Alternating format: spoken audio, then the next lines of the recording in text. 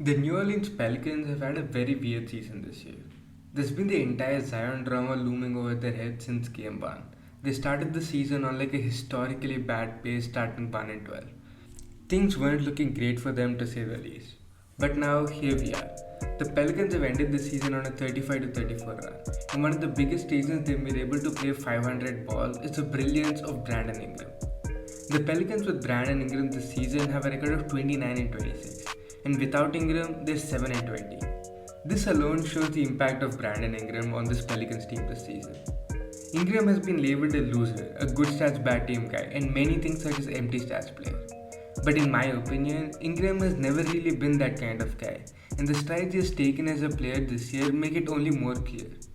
The Pelicans are in the play-in right now, and I don't think people are giving them enough credit on how good of a chance they have to win, and the reason for that is people don't really understand how good of a player Brandon Ingram has been this season. And even if they don't win in the play-in and don't make the playoffs, Ingram's development should not go under the radar for the future of this team. So let's talk about it. They be like, what? Can you teach me how to dirty? You know why? Cause all the bitches love it. All I need is a beat that's super bumpin'. And for you to back it up and dump it. Leave a like on this video and subscribe if you haven't already. I drop regular NBA content, and with the NBA playoffs going on, this should interest you. So do subscribe to the channel and make sure you stay till the end so you don't miss out anything. On paper, Brandon Ingram's number actually look worse, but in my opinion, it doesn't tell anything close to the full story. This is Ingram's best season of his career, and I don't really think it's very debatable either. Ingram has taken massive strides as a player this season and has fine-tuned a game which is already really good and got him an All-Star selection. The first 5 to 10 games Ingram played after coming back from injury highly tanked his numbers. In the last 40 games of the season, Ingram has averaged 23.3 points, 6 assists and 5.6 rebounds per game on 57.2 true shooting percentage, which is positive efficiency. The biggest number which might surprise you here is the 6 assists per game, which is higher than any of the numbers he's put up in his career before. But the thing is, this doesn't even tell you the full story about his playmaking. Brandon Ingram has legitimately been one of the 5 best wing playmakers in the entire league this year. In years prior, he missed many open reads, didn't process the game as fast as a lot of times, and he missed many great open looks for other players. There were times when he was a Laker where he was just a clear negative playmaker and passer. But now, he's hitting these passes more often than not. Ingram has a unique combination of height, length and agility. He's 6'8" and has a 7'3" wingspan. And in my opinion, he's definitely taller than his listed 6'8" height and is at least like a 6'9", 6'10" guy. But this body type allows him to make passes and find open looks not many players in the league can.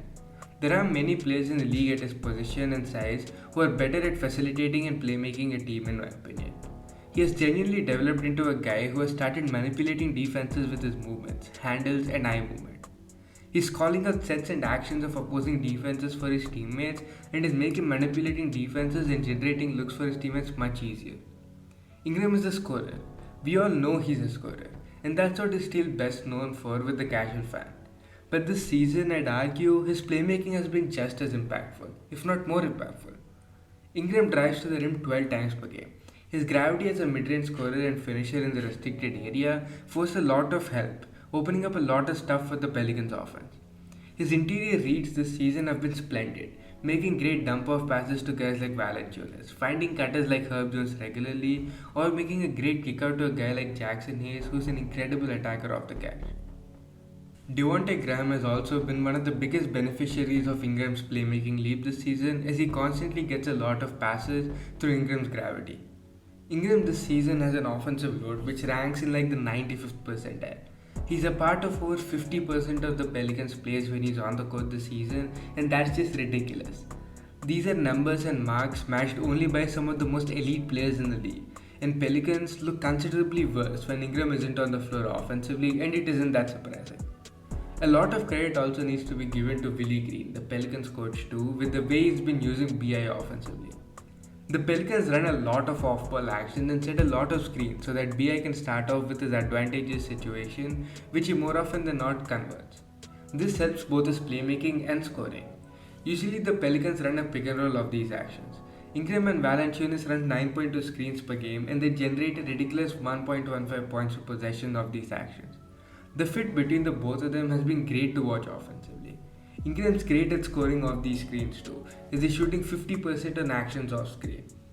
His on-ball creation this season has been great too.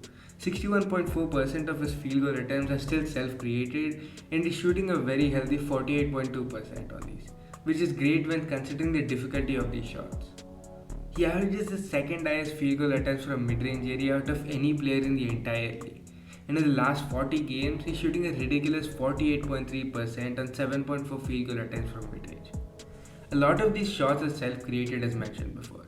The super high release point makes it incredibly hard to contest his shot. Him having a 7'3" wingspan makes him a super tough cover and basically impossible to contest. He's also having one of the best finishing seasons of his career, putting him career high efficiency in that department. His 3-point shooting has been pretty weird this season. He doesn't seem to be as confident in taking those shots this season, which is weird considering he was very good at it for like the last 2 seasons. I expect this to get better soon or maybe next year again, and probably much better when playing alongside a guy like Zion who will be generating so many open looks from 3 for him.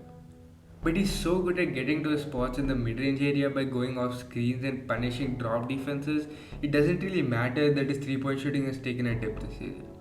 All this ridiculous scoring makes him garner a lot of defensive attention, which generates constant advantages for the New Orleans Pelicans team, which leads to his great playmaking as I mentioned before.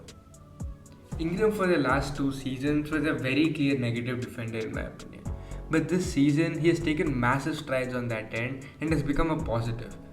Doing this is wild, considering that he's carrying the largest offensive load of his career this season. The offense with him and CJ McCollum has been absolutely insane. They've been shooting opponents out of the floor, and with that ridiculous tough shot making, it's very hard to guard both of them.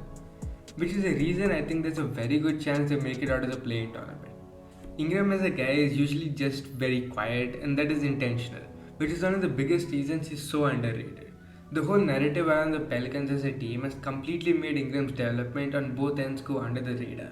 His developments as a player cannot be overstated, and the fact that he has even more realistic room to improve is just insane.